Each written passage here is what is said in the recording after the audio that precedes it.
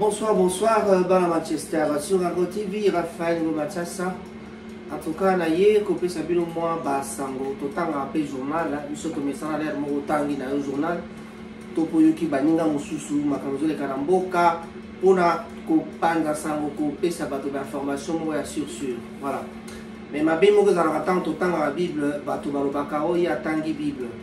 Ah, totanga Bible ngalo na ekola ki on bana na classe bana na 3e année primaire. Biso bana la Bible na catéchisme, c'est-à-dire pour to benga na lingala catéchisme. Masole bandaka na catéchisme tito kotaki na Biblia ezalaka vraiment nyonso wana na chance ya kobota mape kozala mwana bandal kotanga na Saint Jean-Baptiste de la Salle na ba directeur ba sous-directeur ya malunga bato ya mayele banganga mayele oyo bazali kotangisa biso to bandaka ba 0 année soko lingolo balanga fuye ba kozalaka mwana 0 année. Donc keba moto ya libandila moto asuka pembe mokolo nani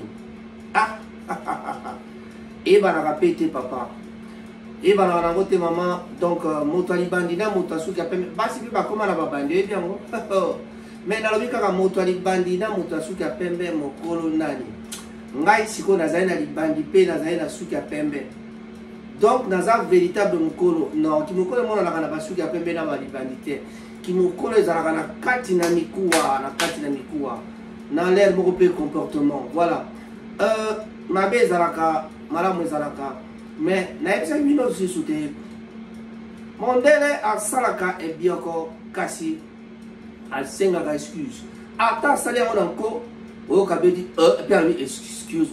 excusez-moi pardonnez-moi voilà ça c'est mondele kasi moto moyen de ça on soit tche bioko boeba akena bino na mbuluye bino pele asenga pe excuse te pe tikala kaka boye bato baba ele kaka bontam sope botika pe bovandi botala kaka ele ki kaka bongo donc bande ko ba bolingo na robaki yango soki osali e bioko na miso ya bato senga bolimbisi bozo e bioko wana na ndenge bolingi soko zo yango ya kio soko zo yango ya makamu susu boye bakata na bilelo ya likambo ya comportement. Tout ça la makasi tout ça na comportement ya malamu vis-à-vis nabaninga. Avant ya ko attaquer faut yeba zala na garde. Soko dingo attaquer mutu zala na garde. Voilà. Parce que bitumbe bandaka ndenge bitumbe zala soko ye bitumba mukamati bukangi garde. Wana nde bitumbo ya ba professionnel yango wana. Kasi ya ko salaka polo ezali na tina terre. Lelo na elibino lisolo ya makambo ya biloko ekomata talo kati na mboka Angleterre na mi-saison awa tozokende na avril biloko ekomata talo na kanisi bokosentir yango a partir ya ba shop lokola nde tokimesana kokende na Tesco na Asda biso tokotaka ba Tesco ba Asda ba Lidl ba biloko ya kolia ekomata na 5%.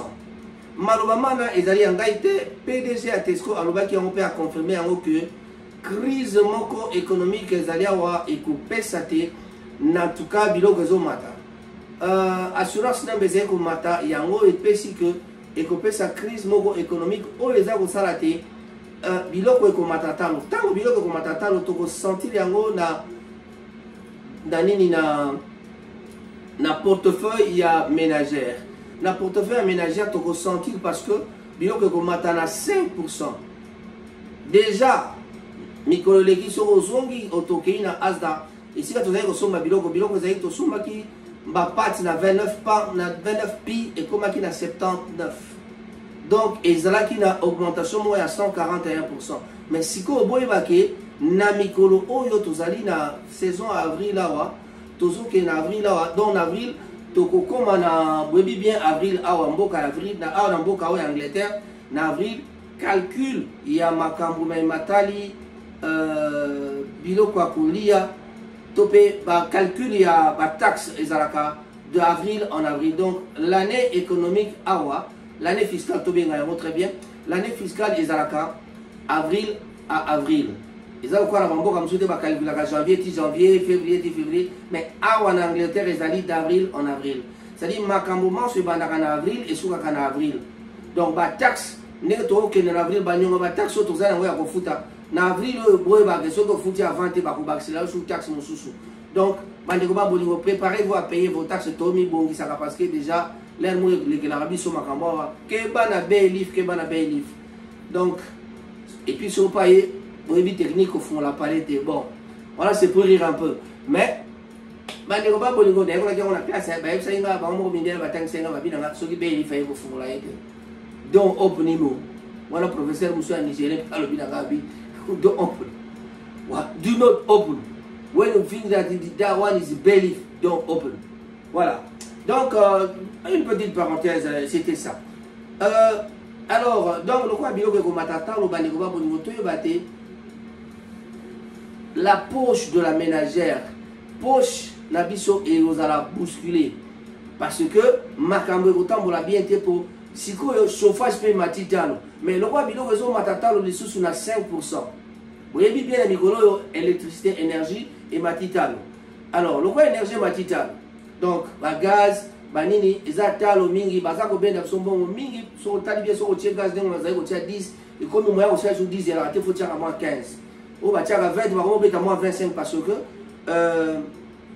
ma solo ezali que, biloko matitalo, talo, on va une énergie, et vous avez un food parce que tant que vous avez un chauffeur, et peut ça qui me boulot à temps parce que Brexit. Donc on est allé retomber à Brexit et Zakoya.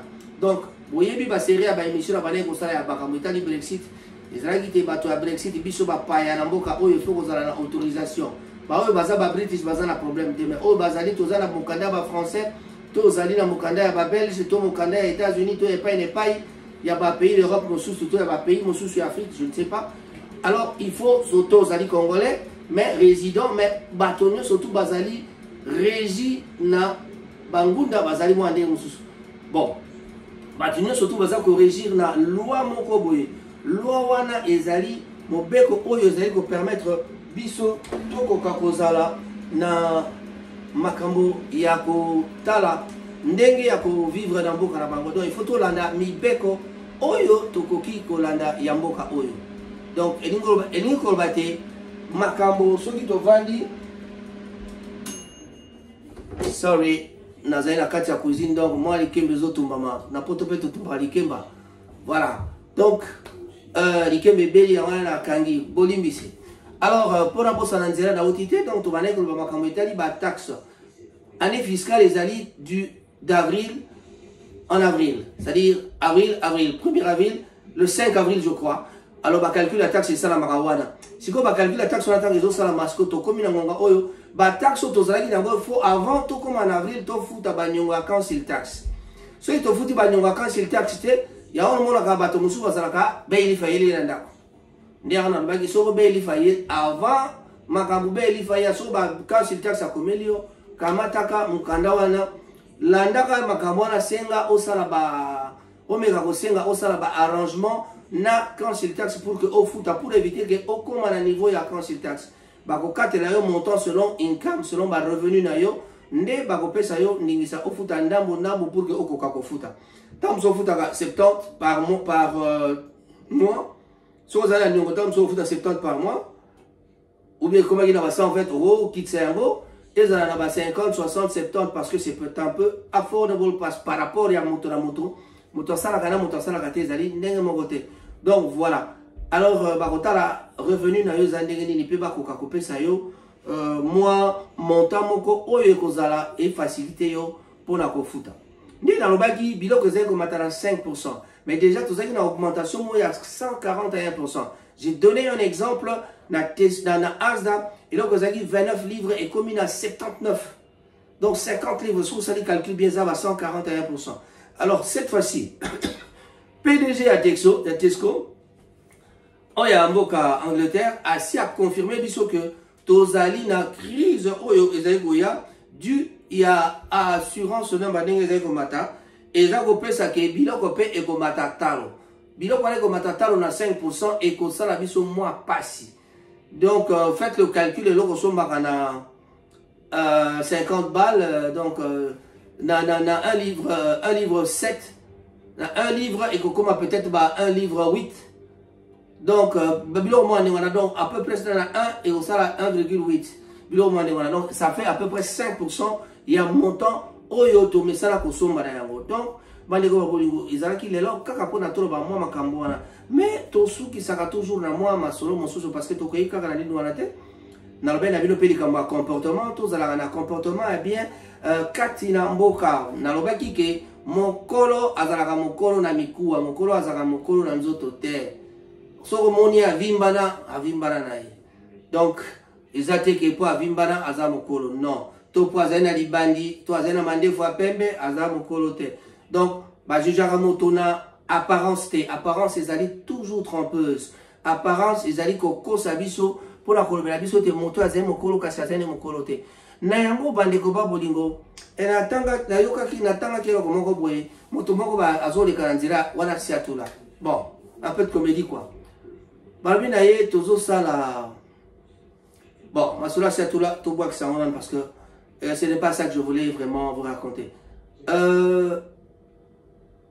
moto moko atunaki ngai tokenda na classe toyekola ba sinus cosinus tangente est-ce que ba tangente yango siko na vie na biso eza nini tosalelaka yango nini mon ami était surpris là j'en profite pour dire un grand bonjour à Malala Puce parce que moto abetaka masolo ba tangente na ba cosinus ce n'est pas n'importe qui tangente na cosinus donc soki déjà moto abeta tangente na cosinus donc azali moto alekaki sur le banc de l'école donc comme je viens de le dire atuni ngai tangente cosinus tosala na yango nini nga na yebisi ndenge ozobenga ngai nakosola na yo nazali na voiture nazokatisa mais ntango naotourne na voiture nazotourne na baangle droit pour que nakota bien na balabala nazali na balabala monene nazali par exemple na main road pour nakota na voie secondaire nakobeta pena angle droit c'est-à-dire je dirige le volant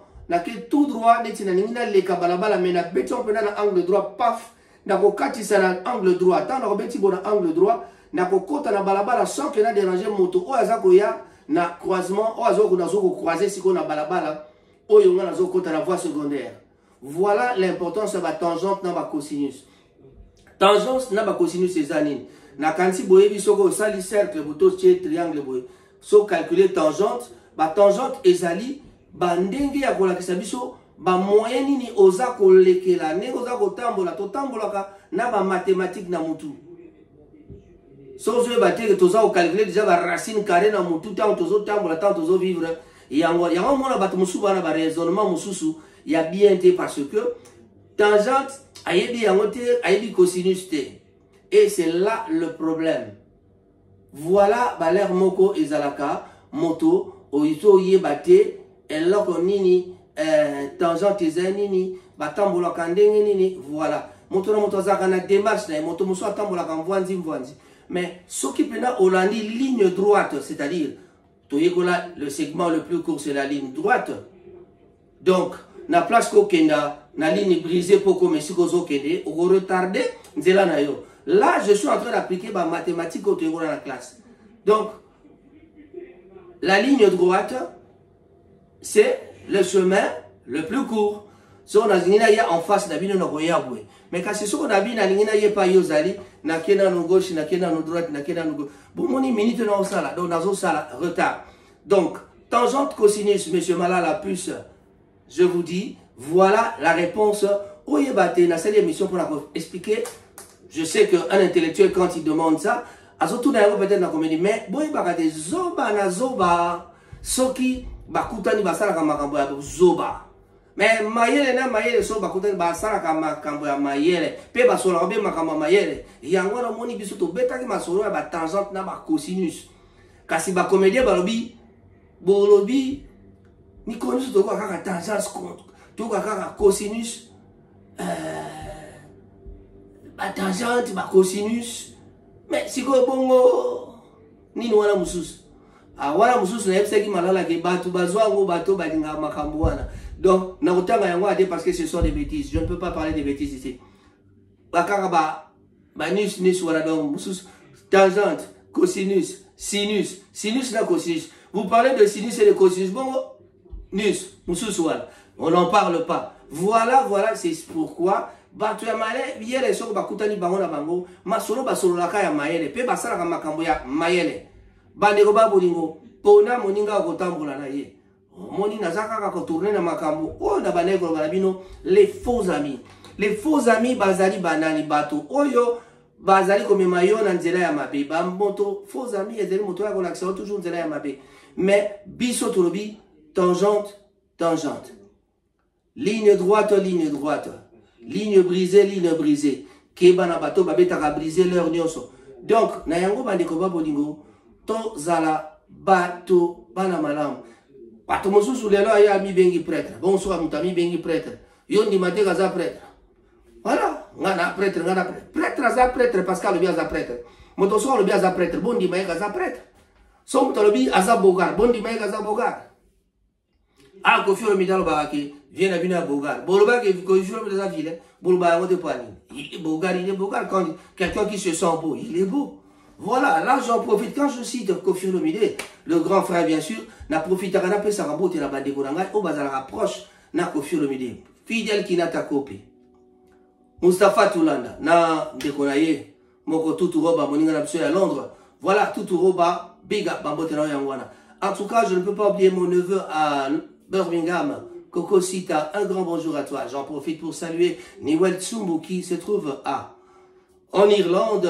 Vraiment le grand guitariste, c'est sûr que la guitare même en ligne. Je sais que Niwel Tsumbu Azali dispo pour la pesayo bakour en ligne.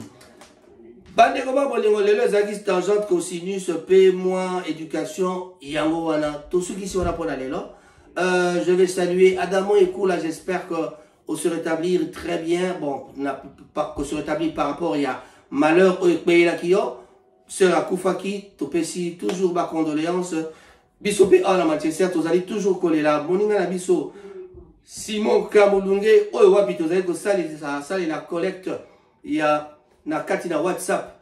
Bandeko ba bolingo to kene mbangu to sala pamba te mikolo mizali ko pusana to sala effort to contribuer biso nyonso ndenge to mesala ko sala soki moninga kufi malobana makambo wana etaka kaka biso ezali likambo ya ba président te likambo ya bato ya communauté congolaise kaka te ezali likambo ya bana Manchester biso na Manchester totalaka makambo ya oya munoko mboka te biso yali congolais azali congolais alors l'esprit wana yango pe tokene nango na mboka Congo tant totangi mboka Congo tolobi te système moko tolingi to sala ya sika to bosa na ba parti politique to bosa na ba parti politique pour la politique ya Congo to kamata to sanga na biso nyonso bato bazana ba parti politique batika makanisi bonga kozala kaka na parti politique bazwa pe ba idée ezali bande ya ba parti politique ko biso. Moi je suis en dehors, je ne serai jamais dans un parti politique. So ko sali parti politique ko benga ngate association na roya,